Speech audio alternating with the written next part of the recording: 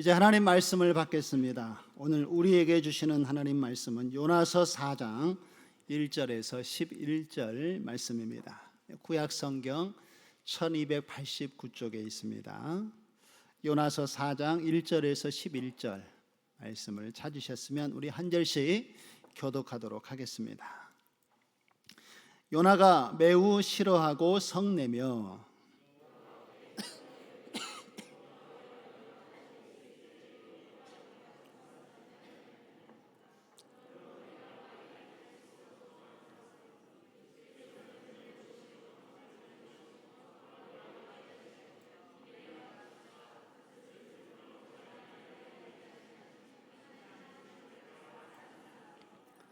여호와여, 원하건대 이제 내 생명을 거두어 가소서. 사는 것보다 죽는 것이 내게 나음이니이다 하니,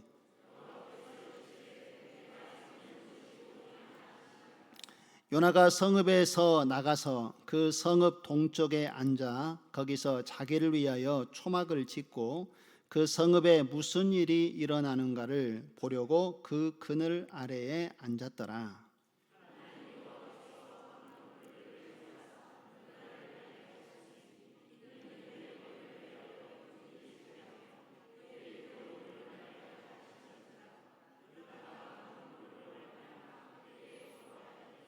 하나님이 벌레를 예비하사 이튿날 새벽에 그 박농쿨을 갉아먹게 하심에 시드니라.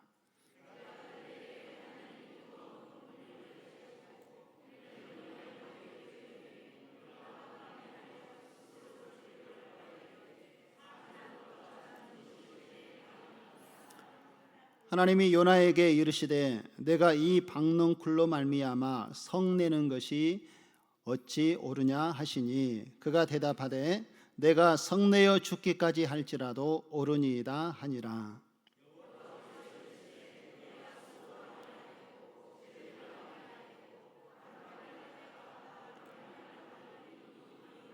같이 읽겠습니다.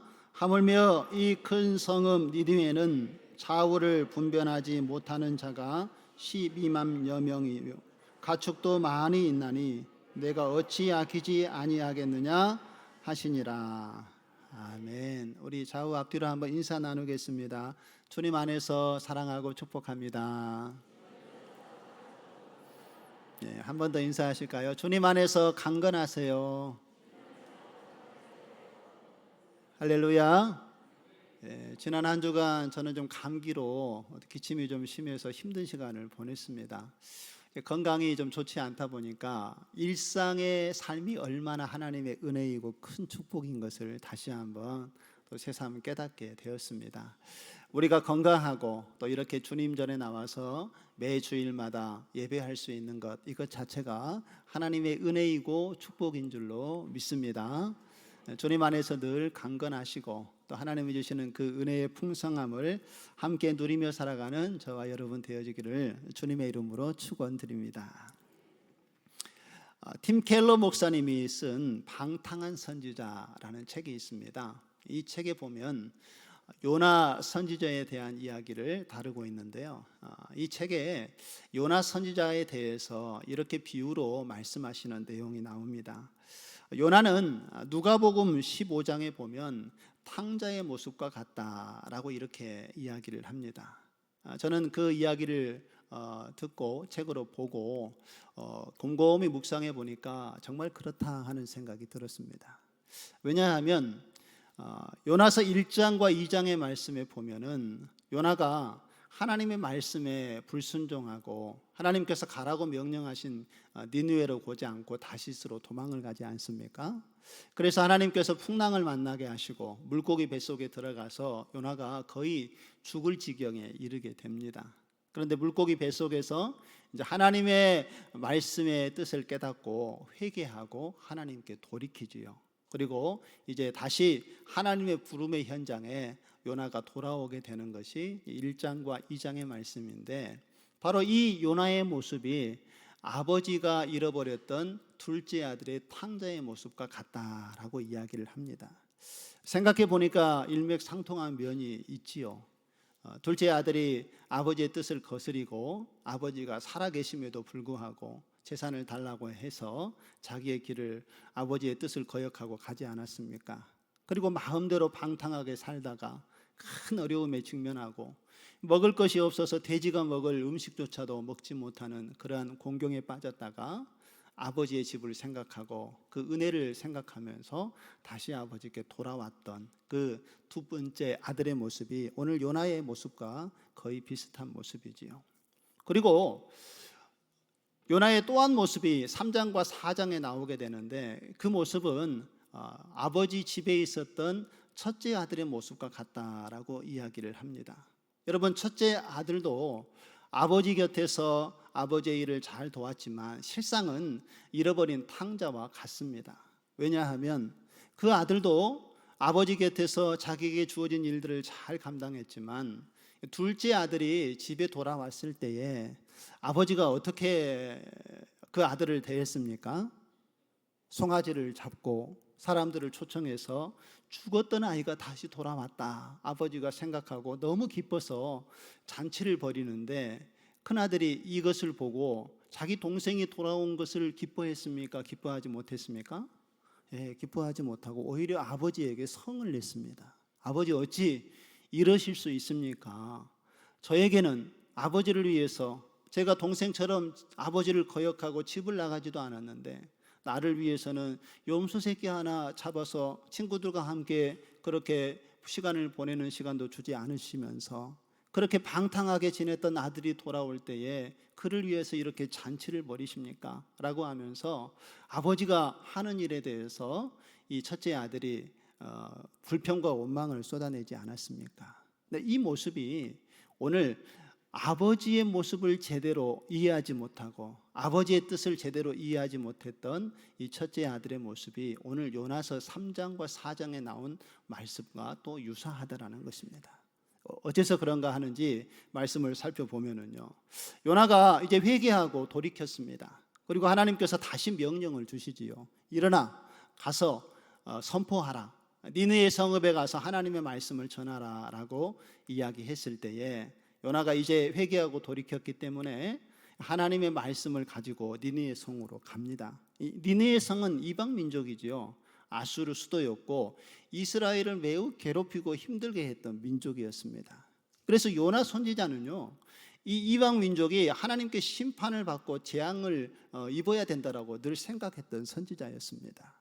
그런데 그곳에 가서 하나님의 말씀을 전하라고 하니 요나의 마음이 불편함이 어찌 있지 않았겠습니까? 그런데 하나님께서 가라고 명령하시니까 말씀에 순종하여 요나가 가서 복음을 전하는데 요나의 마음에 불편함이 여전히 남아 있습니다. 순종을 하고, 그래 하나님께서 하신 말씀이니까 가서 말씀을 전해야지 라고 니느의 성을 가서 그 백성들을 보니 또 요나의 마음이 요동을 치는 겁니다. 이 민족은 심판을 받아야 될 민족인데 내가 복음을 전해서 하나님 말씀을 전해서 회개하고 용서함을 받으면 어떡하나 하는 그런 마음이 요나에게 있었던 것이지요. 요나가 이 불편한 심경을 감추지 않습니다. 하나님 말씀을 전하는데요, 니느의 성은 한 3일 정도를 돌아다녀야 그 성읍을 다 돌 수 있는 좀 큰 성읍이었습니다. 그런데 3장에 보니까 요나가 가서 복음을 전하는데 며칠 동안 복음을 전했습니까? 여러분 아십니까? 딱 하루만 복음을 전하고 끝내버립니다. 이렇게 보면은 요나의 마음에 좀 불편함이 거기에 표현되어져 있는 것 같지 않습니까? 하루 동안만 그냥 말씀을 전하고 돌아와 버렸습니다. 그런데 놀라운 역사가 일어납니다. 요나는 그렇게 건성건성 그냥 말씀을 전하는 것 같았는데 니느의 백성들은 요나 선지자를 통하여 증거된 하나님의 말씀을 귀담아 들었다라는 것입니다. 그리고 그 말을 듣자마자 왕부터 그 니느의 백성들이 회개하기 시작합니다. 굵은 베옷을 입고 제위에 앉아서 금식하며 울면서 기도하며 자신들의 죄를 용서해 달라고 하나님께 회개의 기도를 드리지요. 하나님께서 바로 이 백성들의 회개하는 모습을 보시고 뜻을 돌이켜서 재앙을 내리지 아니하시겠다고 말씀을 하십니다. 그런데 요나는 그가 선지자였다라면, 하나님의 뜻을 제대로 이해하고 있었다면 요나가 말씀에 순종하여 하나님께서 이루신 일로 인하여서 하나님 감사합니다 라고 고백해야 되지 않았겠습니까? 그렇게 요나서가 끝났으면 참 좋았을 텐데 오늘 4장에 보니까 요나의 모습은 그렇지 않았습니다. 하나님께서 행하신 일에 대해서 불편한 자신의 마음의 심경을 토로하는 것이 오늘 1절과 2절의 3절의 말씀에 나타나고 있습니다. 우리 1절, 2절, 3절 말씀을 한번 보실까요? 요나가 매우 싫어하고 어떻게 했습니까? 성내며, 성냈다라는 것은 하나님께 자신의 분노를 표현을 했다라는 것이지요. 그리고 2절에 보니까 여호와께 기도하여 이르되, 요나가 기도한다라고 이야기하지만 실상 이후의 내용을 보면은요, 요나가 하나님께 기도하는 것보다는 원망과 불평을 쏟아내고 있는 모습을 볼 수가 있습니다. 여호와여, 내가 고국에 있을 때에 이러하겠다고 말씀하지 아니하셨나이까? 그러므로 내가 빨리 다시스로 도망하였사오니 주께서는 은혜로우시며 자비로우시며 노하기를 더디하시며 인애가 크시사 뜻을 돌이켜 재앙을 내리지 아니하시는 하나님이신 줄을 내가 알았음이니이다. 우리 3절 같이 한번 읽어보실까요? 여호와여, 원하건대 이제 내 생명을 거두어 가소서. 사는 것보다 죽는 것이 내게 나음이니이다 하니. 여러분, 요나가 기도하는 내용을 보니까 요나가 하나님의 뜻을 이해한 것 같습니까? 아직 이해하지 못한 것 같습니까? 아직 이해하지 못했지만 하나님이 누구인지에 대해서는 정확하게 알고 있는 요나였습니다. 요나는 하나님이 은혜로우시고 자비로우시고 노하기를 더디하시고 인애가 크신 하나님이셔서 어떠한 백성이든지 자신들의 죄를 깨닫고 회개하고 하나님께 돌이키면 하나님께서는 그 죄를 묻지 아니하시고 그 재앙을 내리지 아니하시고 용서하시는 하나님이라는 것을 요나가 너무나도 잘 알고 있었습니다. 그래서 요나는 니느웨로 가서 하나님 말씀을 전하는 것을 거부했던 것이지요. 요나가 도망했던 이유가 바로 여기에 있습니다. 내가 가서 그곳에 하나님 말씀을 증거하면 그들이 그 말씀을 듣고 회개하고 하나님께로 돌이키면 하나님께서 용서하실 것을 알았기 때문에 요나는 그것이 싫었다라는 거예요. 이 민족은 우리 백성을 괴롭히는 민족인데 심판을 받아야 되는데 이렇게 심판을 받지 않고 다시 그들이 하나님의 은혜를 입었다가 또 우리 민족을 괴롭히면 어떻게 하나 하는 염려가 요나의 마음속에는 가득했던 것이지요. 그래서 그가 도망하면서 가졌던 마음이 그런 마음 아니었겠습니까? 그냥 그대로 내버려 두면 악독이 가득했던 이 아수르 니느웨는 하나님의 심판을 받았을 텐데 왜 하나님께서 나를 불러가지고 이 니느웨에 가서 하나님의 말씀을 전하게 해서 그들이 심판을 면하게 하셨을까 생각하니 마음에 막 분노가 일어나는 거예요.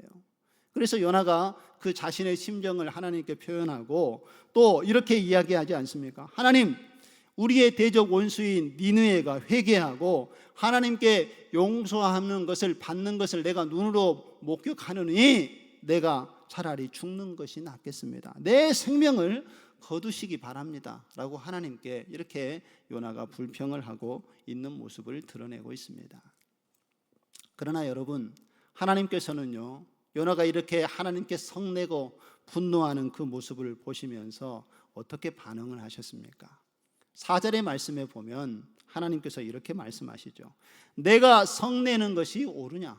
지금 내가 되어진 일을 두고 분노를 표출하는 것이 옳은 일이냐라고 하나님께서 말씀하시면서 요나가 불평하고 원망하고 하나님께 말씀한 것에 대한 정확한 답을 주시는 것이 아니라 오히려 반문하고 하나님께서 묻고 있는 것을 볼 수가 있습니다. 하나님은 요나를 니느웨 성에 보내셔서 40일이 지나면 이 성이 무너지리라 라고 그에게 하나님의 말씀을 전하게 하셨던 그 목적이 어디에 있습니까? 요나도 알고 있고 우리도 알고 있지 않습니까? 하나님의 마음은 모든 민족이 하나님으로부터 떠나서 죄 가운데 빠져 있기 때문에 그들이 자신들의 죄를 깨닫고 자신들의 죄를 회개하고 하나님께 돌이키기만 하면 그 민족을 다시 구원하시기 원하시는 것이 하나님의 마음인 것을 요나가 깨닫기를 하나님께서는 원하셨던 것이지요. 그러나 요나는 그 하나님의 마음을 제대로 이해하지를 못했습니다. 그래서 여러분 3일을 돌아다니면서 복음을 전해야 될 그 땅이라면 요나가 하나님께서 가지신 이 마음을 알았더라면 3일이 아니라 4일, 5일, 일주일이 걸려서라도 구석구석 혹여나 이 하나님께서 전하는 메시지를 듣지 못한 사람이 있을까 염려하여서 하나님의 말씀을 곳곳에 선포하고 증거해야 되지 않았겠습니까? 그런데 요나는 며칠을 복음을 전했다고요? 단 하루밖에 복음을 전하지 않았다는 것입니다. 그리고 돌아다니면서 그가 이 성이 무너지리라 라고 이렇게 외치며 다녔을 때에 그가 무슨 생각을 하고 이 하나님의 말씀을 전했겠습니까? 요나가 하나님의 마음을 가지고 이 니느웨 사람들이 하나님의 메시지를 듣고 회개하고 하나님께 돌이키기를 바라는 마음으로 이 메시지를 전하였겠습니까? 그렇지 않았습니다. 아마 요나의 마음속에는 분명히 그런 마음이 있었을 거예요. 내가 선포한 대로 이 민족이 하나님의 심판과 재앙을 받았으면 좋겠다. 내가 전에도 회개하지 않고 저들이 버티다가 결국은 하나님의 심판을 받았으면 좋겠다 하는 마음이 이 요나의 마음속에는 아마 그 외침 속에 나타났을 것입니다. 하나님은 안타까운 심정으로 요나를 통해서 니느웨 백성들에게 회개를 촉구하고 그들을 구원하기 위하여 하나님께서는 요나를 보냈지만 정작 보냄을 받은 요나는 이 니느웨 성읍이 재앙으로 심판을 받기를 원하는 마음으로 하나님의 메시지를 전하고 있었다는 것입니다. 다시 말해서 하나님께서 보내시는 하나님 아버지의 마음과 보냄을 받았던 요나의 마음이 전혀 공감대가 형성이 되지 못했다라는 것이지요. 요나가 자기 이스라엘 민족만을 너무 사랑했기 때문에 그 사랑에 너무 지나쳐서 하나님의 마음을 제대로 이해하지 못했던 것입니다. 그래서 자기 중심적으로 자기가 원하는 뜻이 이루어지기를 바라는 하나님께 원망하고 성을 내는 모습을 보이지 않았습니까? 여러분, 그런데 이런 요나의 모습이 저와 여러분의 모습과 크게 다르지 않다라는 것입니다. 어떠십니까? 우리는 하나님 아버지 앞에 하나님의 말씀을 붙잡고 정말 하나님께서 원하시는 일을 분별하여서 그 뜻을 행하고 그 길을 믿음으로 걸어가고 있습니까? 아니면 요나와 같은 모습이 우리의 모습 속에서 여전히 자리 잡고 있지는 않습니까? 오늘 이 요나의 모습, 또 요나와 함께 하시는 하나님의 모습을 바라보면서 우리의 자신의 모습을 돌아보는 시간이 되어지기를 소망합니다. 우리는 하나님을 위해서 또 하나님께서 원하시는 일을 한다고 하면서 하나님께 충성하고 봉사하고 예배하고 하나님을 찬양하고 있지만 오히려 하나님의 뜻과는 전혀 상관없는 내 욕심과 뜻을 이루기 위하여서 내가 원하는 방식으로 하나님을 예배하고 내가 원하는 방식으로 내게 주어진 일들을 섬기고 또 내 뜻이 이루어지기를 하나님께 간구하며 기도하고 있는 우리의 모습이 있지는 않습니까? 충성을 다한다고 겉으로 하나님을 향하여 일하는 것처럼 보이지만 내 마음의 중심은 사람들에게 들키고 싶지 않은 마음이 혹시 우리 마음속에 자리하고 있지는 않습니까? 내가 가지고 있는 이 감정, 다른 사람들을 대할 때에 나를 불편하게 하는 사람들을 미워하고 그 사람이 잘 되지 않기를 바라는 마음을 가지고 있는 이 숨겨진 감정이 다른 사람들에게 드러날까 봐 염려되는 마음이 혹시 우리의 마음속에는 있지 않으십니까? 오늘 요나의 문제점은 무엇입니까? 그는 자기 민족만을 너무 사랑했기 때문에 결국 그 사랑이 하나님의 생각에 미치지 못하게 되었다는 것입니다. 하나님의 뜻을 온전히 이해하지 못하고 자기의 뜻이 이루어지기를 바라고 하나님의 뜻과 전혀 다른 길을 걸어갔던 것이 오늘 요나의 모습의 문제점이었다는 것이죠. 하나님의 뜻과 다른 그런 사랑을 우리가 하게 된다면요, 결국은 우리의 그 지나친 열심이 개인적인 이기주의가 될 수 있고 자기 중심에 빠질 수밖에 없다라는 것도 우리는 반드시 기억해야 하는 것입니다. 우리 신창동 교회는 예수 그리스도가 우리 교회의 머리가 되심을 믿으시기를 바랍니다. 그리고 우리 모두는 예수 그리스도를 머리로 하는 한 몸이요 한 지체라는 것을 믿으시기 바랍니다. 그래서 우리가 찬양대로, 교사로, 전도회로, 구역으로 또 여러 봉사의 기관에서 하나님께서 맡겨주신 일들을 믿음으로 감당하며 섬기는 것 아니겠습니까?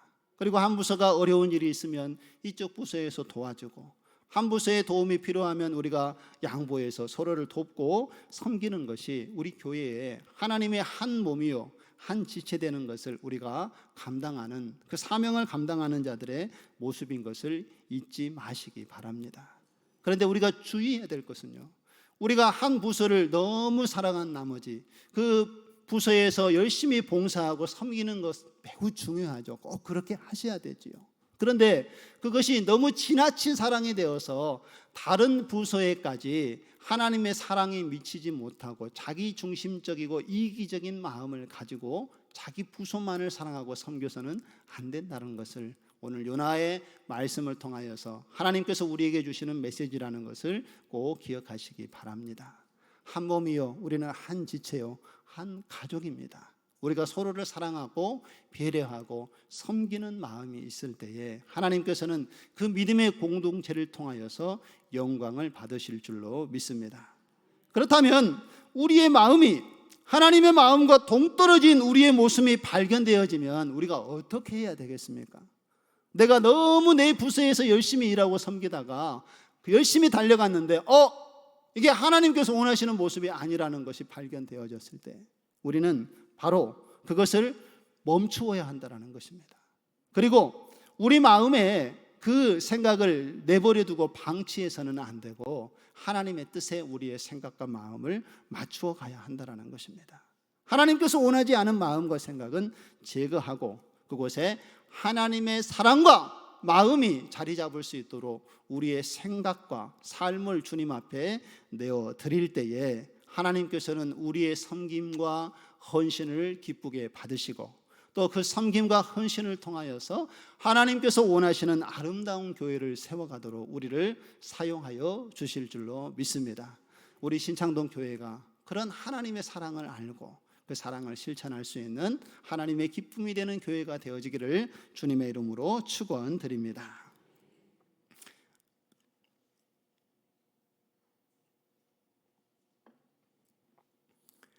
이제 니느웨 성에 하루 동안 하나님의 말씀을 선포한 요나가 동쪽 성읍으로 이동을 합니다. 그리고 이제 성읍에 앉아서 자기가 선포한 대로 이 성이 멸망하는지 그렇지 아니하는지를 두 눈으로 이제 지켜보겠다는 각오를 가지고 자기를 위하여 초막을 하나 짓습니다. 그리고 얼마나 뜨거운 햇볕이 내리쬐니까 그것을 잠시 피하기 위해서 초막을 지어서 그늘을 만들었는데 거기에 앉아서 이제 그 더운 날씨 속에 되어질 일들을 바라보고 앉아 있습니다.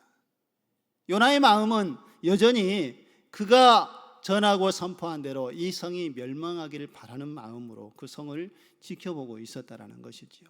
하나님께서 이 요나의 마음을 이미 알고 계셨습니다. 그래서 여전히 하나님의 마음을 깨닫지 못하고 있는 이 요나를 깨닫도록 하기 위해서 하나님께서는 세 가지 도구를 준비하여 사용을 하십니다.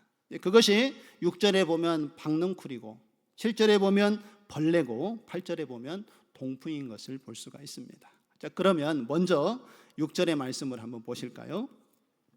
하나님 여호와께서 박넝쿨을 예비하사 요나를 가리게 하셨으니 이는 그의 머리를 위하여 그늘이 지게 하며 그의 괴로움을 면하게 하려 하심이었더라. 같이 한번 읽겠습니다. 요나가 박넝쿨로 말미암아 크게 기뻐하였더니. 여러분, 요나의 모습을 한번 생각해 보시기 바랍니다. 초막을 짓고 그 뜨거운 태양볕 아래서 그 니느웨 성을 바라보고 앉아있는 요나, 그 초막을 지었지만 그것이 얼마나 그늘이 도움이 됐겠습니까? 아마 그 더위로 인하여서 힘들어하고 있는 요나를 위해서 하나님께서 박넝쿨이 자라게 하셨습니다. 그리고 인위적으로 만들어 온 그늘이 아니라 나무로 만들어진 박넝쿨의 잎사귀가 그 초막을 감싸 안으면서 시원한 그늘을 만들어 주었을 때에 요나가 그 환경의 괴로움을 가지고 있었다가 그 박농쿨이 그늘을 만들어주자 하나님이 주시는 은혜였다고 생각하고 크게 기뻐하였다라고 요나가 고백하고 있지 않습니까? 그런데 여러분, 오늘 이 요나의 모습이 얼마나 자기중심적이고 또 이기적인 모습인가를 우리가 분명히 알 수가 있습니다. 왜냐하면 그는 하나님의 뜻을 제대로 이해하지 못했기 때문에 그렇습니다. 저 죽어가는 니느웨 백성들이 요나가 하나님 나라의 복음을 증거했을 때에 그 말씀을 듣고 회개했습니까? 회개하지 않았습니까? 회개했습니다. 그리고 하나님께서는 그들이 회개하고 돌이킨 모습을 통하여서 그들의 죄를 용서하시고 재앙을 내리지 아니하였습니다. 그러면 선지자였다면 또 하나님께서 박농쿨을 보내서 그가 고난 가운데 있을 때에 그의 고난을 덜어주기 위하여서 은혜를 베풀어 주신 하나님의 은혜를 깨달았다면 요나가 니느웨 성이 회복되어지는 것을 기뻐해야 했겠습니까? 하나님께 분노하고 성을 내야 했겠습니까? 기뻐하고 감사해야 되겠지요. 그런데 요나는 니느웨 성에 하나님의 재앙이 내리지 않는 것 때문에 불평했다라는 것입니다. 그리고 자기에게 은혜가 주어진 것으로 인하여서는 어떻게 했습니까? 크게 기뻐하고 즐거워했다라는 거예요. 여전히 요나의 마음은 하나님의 마음을 이해하지 못하고 있는 모습이었죠. 이제 하나님께서는 좀 더 정확하게 하나님의 뜻이 무엇인지 깨닫도록 하기 위해서 두 가지의 준비한 도구를 더 사용하십니다. 이제 7절과 8절의 말씀을 한번 보시지요. 하나님이 벌레를 예비하사 이튿날 새벽에 그 박농쿨을 어떻게 했습니까? 갉아먹게 하시니 시드니라. 여러분, 박농쿨들이 자라서 그늘을 만들었다가 이 벌레가 그것을 갉아먹고 나니까 이제 박농쿨이 죽게 되겠죠. 그러니까 시들어서 없어지니 그늘도 함께 사라지게 되었습니다. 요나가 다시 괴로움에 빠지게 되겠지요. 그런데 8절 보세요. 같이 한번 읽어보겠습니다.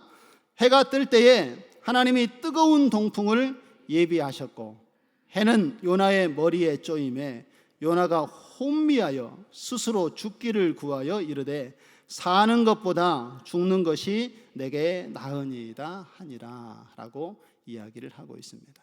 여러분, 뜨거운 태양빛 아래서 여름에 혹시 일해 본 적이 있으십니까? 아마 그런 어려운 환경 속에서 일하고 계시는 우리 성도님들도 계실 텐데요. 저는 저희 시골집이 농사를 지었기 때문에 농사일을 좀 도운 적이 있습니다. 한여름에 이 나락을 심어서 약도 치고 그 일을 좀 돕는 일을 해야 되는데 하늘에 구름 한 점 없습니다. 햇볕은 쨍쨍 내리쬐는데 그 햇빛이 얼마나 뜨거운지요. 그리고 일하다가 이 바람이 산들산들 불면 얼마나 시원하고 좋습니까? 그런데 뜨거운 여름날의 바람은요 도움이 되지가 않습니다. 뜨거운 바람이 불어오면은요 오히려 차라리 안 부는 것만 못한 그런 불편함이 느껴지지요. 그런데 일을 한참 하는데 나도 모르는 사이에 그늘이 싹 지는 겁니다. 지나가는 하얀 뭉게 구름이 그 태양빛을 잠시 가려준 거예요. 1시간 정도 그 햇빛을 가려주니 일하는데 얼마나 감사하고 편한지요.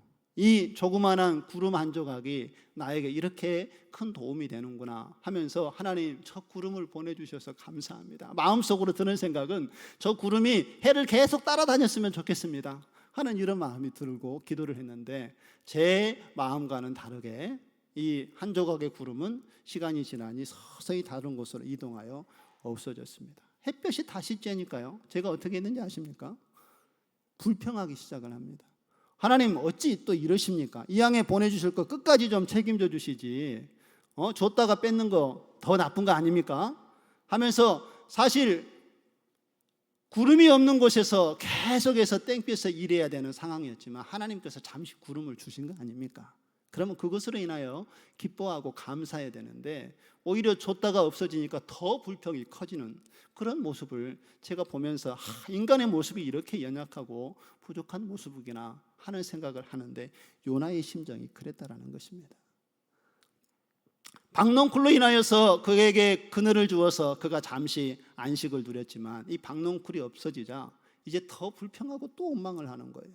하나님께서는 이 박농쿨을 통하여서 하나님의 마음을 요나가 깨닫기를 원하여서 그 박농쿨을 통하여 그늘을 만들어주고 또 그 그늘이 없어지는 것으로 인하여서 그가 무엇을 깨닫기를 하나님께서는 원하셨는데 요나는 여전히 하나님의 마음을 이해하지 못했다라는 것입니다. 그리고는 급기야 이제는 제가 조금 전에 이야기했던 것처럼 요나가 하나님께 표현을 합니다. 하나님, 이런 환경을 만드시려면은 차라리 제가 죽는 것이 낫겠습니다. 내 생명 거두어 가십시오 라고 하나님께 원망하고 불평하고 있는 모습이 요나의 모습이고 또 저와 여러분의 모습이 아닌가 합니다.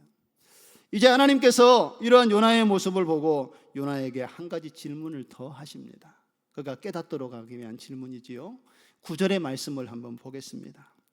하나님이 요나에게 이르시되 내가 이 박농쿨로 말미암아 성내는 것이 어찌 옳으냐 하시니 그가 대답하되, 같이 한번 읽겠습니다.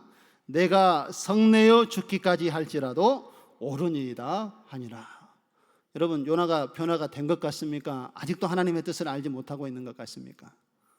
아직도 하나님께서 그 질문을 통하여서 요나가 하나님의 마음을 이해하기 원하나 요나는 두 번이나 하나님의 주권적인 역사 속에 이루어진 일의 의미가 무엇인지를 깨닫지 못하고 있습니다. 그 니느웨 성에 죽어져가는 영혼을 사랑하여서 그들을 구원하기 위하여 요나를 보냈던 하나님의 마음을 이해하지 못하고 요나는 분노했고요. 그리고 두 번째, 하나님께서 제거하신 이 박농쿨로 인하여서 그가 하나님의 뜻을 여전히 깨닫지 못하고 하나님께 분노하는 모습을 보이고 있다는 것입니다. 그러나 하나님께서 그에게 박농쿨을 통하여 그늘을 주고 또 벌레를 통하여서 그것을 갉아먹게 하시고 뜨거운 동풍을 불어 하나님께서 요나에게 깨닫게 하시는 것은 무엇이었겠습니까? 그가 하나님 앞에 정당한 일을 하고 있는가? 하나님 말씀대로 그가 하나님의 뜻을 분별하고 있는가?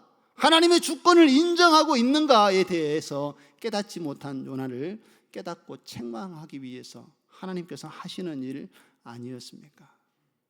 그럼에도 불구하고 요나는 여전히 강력하게 하나님께서 책망하시는 그 메시지를 깨닫지 못하고 여전히 자기중심적인 신앙을 버리지 못하고 자기가 분노로 인하여 죽는다 할지라도 여전히 자기 주장이 옳다라고 하나님께 이야기하고 있는 요나의 모습이 오늘 우리에게 비춰지고 있습니다. 끝까지 심중의 변화를 잃지 않는 이 굳어버린 요나를 향하여서 하나님께서 어떻게 그를 다루어야 하실까요? 그가 깨닫지 못한 부분을 이제 좀 더 이해하도록 하나님께서 깊이 있게 한 가지를 더 설명하여 말씀을 하십니다. 10절과 11절의 말씀을 보시지요. 여호와께서 이르시되 내가 수고도 아니하였고 재배도 아니하였고 하룻밤에 났다가 하룻밤에 말라버린 이 박농쿨을 아꼈거든. 11절 같이 있습니다. 하물며 이 큰 성읍 니느웨는 좌우를 분별하지 못하는 자가 12만여 명이요 가축도 많이 있나니 내가 어찌 아끼지 아니하겠느냐 하시니라. 할렐루야. 오늘 여기에서 우리는 하나님의 마음이 어떠한 마음인지 알 수가 있습니다. 요나가 그 잠깐 자라서 없어졌던 자기에게 유익을 줬던 박농쿨로 인하여서 그가 기뻐하는 그 마음이 하나님께서 잃어버린 영혼이 하나님께로 돌아오는 것을 기뻐하는 하나님의 마음과 같은데 너는 어찌하여 이 하나님의 약속의 말씀, 하나님의 뜻을 너는 이해하지 못하고 있느냐라고 하나님께서 말씀하고 있는 것 아니겠습니까? 우리도 한 생명보다 우리 자신에게 도움을 주는 물질이나 사람들에게는 그 모든 것을 귀하게 여기지만 때로는 이것이 하나님께서 원하시는 일인지 우리가 깊이 생각하고 하나님께 나아가는 모습인지 우리 자신의 모습을 돌아보아야 할 것입니다. 내게 유익하는 것은 기쁘게 여기고 내게 불편한 것은 기쁘게 여기지 않는다는 것은 하나님의 뜻을 제대로 이해하지 못하는 모습 아니겠습니까? 우리가 다음 주일이면 블레싱 데이로 이제 그동안에 함께 기도하고 또한 말씀을 전하고 또 마음으로 품고 잃어버린 영혼들, 우리 가족과 이웃들을 위해서 이제 하나님께 주신 말씀을 붙잡고 함께 예배 드릴 수 있는 자리로 초청하는 시간을 갖습니다.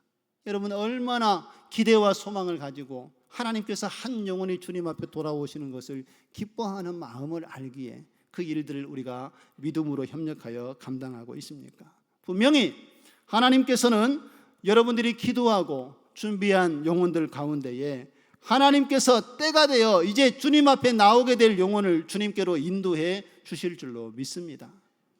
여러분들이 함께 마음을 가지고 계속해서 그 일을 멈추지 마시고 하나님께 나아갈 때에 때가 되면 그 역사를 이루시는 하나님을 경험하게 될 줄로 믿습니다. 블레싱 데이는 축복의 끝이 아닙니다. 이제 다음 주에 전도했으니까 이제 끝, 이게 아니에요. 이제부터 시작입니다.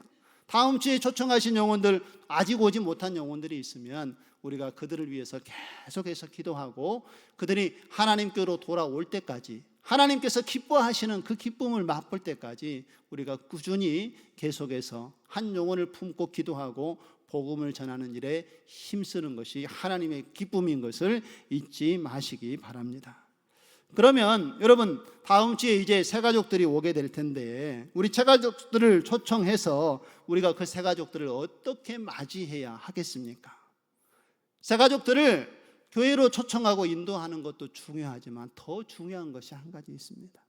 그것은 이제 처음 예수 그리스도를 믿기로 작정하고 하나님의 자녀가 되기로 소망을 가지고 나온 이 새가족들이 우리 교회의 진정한 형제 자매요 가족이 되었다라는 것을 우리가 인식해야 된다는 것입니다. 그냥 형식적으로 우리 가족이다라고 이야기하는 것이 아니라 진짜 우리 그리스도 예수의 피를 함께 나눈 형제 자매라는 것을 우리가 분명히 알고 사랑으로 돌보는 마음이 우리에게 있어야 한다는 것이죠. 여러분들 자녀들을 낳게 되게 되면 그 자녀를 낳을 때의 기쁨이 얼마나 크고 즐거웁니까? 그리고 여러분 손주가 태어난다고 생각을 해보십시오. 그 손주가 태어나면 기쁘고 즐거워서 찾아가서 축하하고 또 돌보고 사람들에게 자랑하는 일을 하는 것이 우리의 가족의 생명의 탄생 아니겠습니까? 바로 하나님을 믿고 구원의 은혜를 입은 자가 예수 그리스도를 믿고 하나님의 자녀가 된 사건은 이제 우리 신창동 교회 한 가족이 늘었다는 것을 의미합니다. 그러니 우리가 기쁘고 즐겁게 맞이해야 되지 않겠습니까? 다음 주에 내가 초청해서 오신 분이 교회에 올 수도 있고 내가 초청하신 분이 아직 안 오고 다른 분이 초청한 분만 오실 수도 있겠지요. 그럴 때 내가 초청한 분이 아니니까 관심이 없으시면 되겠습니까? 아니지요. 우리 다 한 가족이 되었으니 새 가족이 오면 뜨겁게 사랑으로 맞이해 주시고 환영해 주시고 그분들이 교회에 잘 정착하여 뿌리를 내리도록 함께 돕는 마음이 우리에게 필요하다는 것입니다. 다음 주 블레싱 데이에 그런 하나님의 사랑을 우리가 넉넉하게 드러내며 하나님의 마음을 가지고 하나님의 시선으로 그 뜻을 이루어갈 수 있는 저와 여러분이 되어지기를 소망합니다. 우리 성도와의 관계도 마찬가지입니다. 새가족뿐만 아니라 우리가 그리스도 안에서 한 몸이요 한 지체요 형제 자매가 됐다라면 우리가 서로를 돌아보고 서로를 위하고 서로를 사랑하는 마음이 하나님의 마음으로 나타나야 한다는 것입니다. 사람과의 관계 속에서 때로는 관계가 좋은 관계를 맺기도 하지만 악연이 맺어지기도 하고요. 나에게 불편한 사람이 주변에 있을 수도 있습니다. 그럴 때 우리는 어떻게 해야 됩니까? 하나님의 말씀을 의지하여서 하나님께서 그 모든 사람들을 긍휼의 대상으로 여기시고 자비를 베푸셔서 구원받기 원하시는 하나님의 마음을 우리가 잊어버려서는 안 된다는 것입니다. 그래서 그 한 영혼의 구원을 위해서 하나님의 사랑을 나눌 수 있고 그 영혼을 위해서 기도할 수 있는 마음이 우리에게 있어야 하지 않겠습니까? 오늘 이 요나의 모습을 보면서 우리의 모습을 다시 한번 돌이켜보기 원합니다. 하나님, 저는 내가 좋아하는 사람들만 귀하게 여기고 또 그 사람들만 가깝게 지내고 다른 사람들에게는 관심을 갖지 않고 살아오지는 않았습니까? 하나님의 시선으로 모두를 바라보고 하나님의 마음을 가지고 하나님의 뜻이 이루어지도록 그 주신 사명을 감당해야 하는데 하나님 그 마음을 갖지 못하지 않았습니까? 혹시 혹여나 우리의 마음속에 성령님께서 이런 마음을 주신다면 오늘 하나님께 회개하시고 하나님 사랑의 마음을 주시고 섬길 수 있는 마음을 주시고 모두를 하나님의 시선으로 바라볼 수 있는 믿음을 우리에게 더하여 주시옵소서. 하나님께 기도하시고 잃어버린 한 영혼이 주님 앞에 돌아오는 것을 기뻐하며 그 사명을 감당하는 저와 여러분 되어지기를 주님의 이름으로 축원드립니다.